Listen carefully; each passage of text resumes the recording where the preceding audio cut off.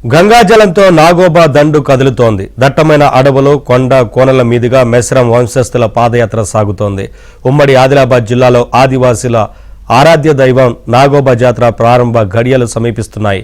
నాగోబాను అభిషేకించేందుకు అవసరమైన గంగా జలాన్ని తీసుకుని మెస్రం వంశీయులు తిరిగి వెళ్తున్నారు.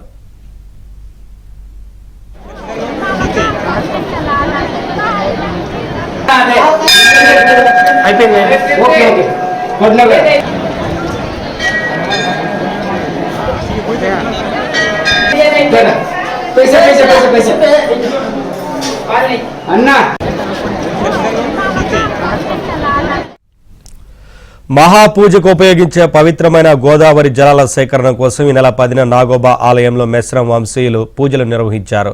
పాదయాత్ర ద్వారా మంచిర్యాల జిల్లా కలమడుగులోని గోదావరి నదికి చేరుకున్నారు. హస్తినమడుగు వద్ద గోదావరి మాతకు ప్రత్యేక పూజలు చేశారు. అనంతరం ప్రత్యేక జరిలో గంగా జలాన్ని సేకరించి తిరిగి పాదయాత్రగా నాగోబా కొలువైన కేస్లాపూర్ వైపు పయనమయ్యారు.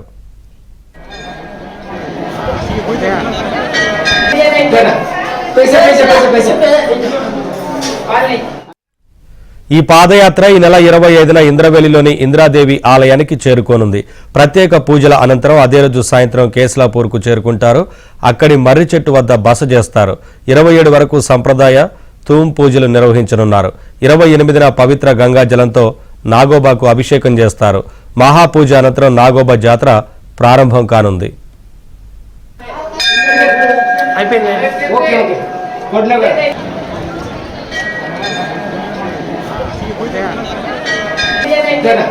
पैसे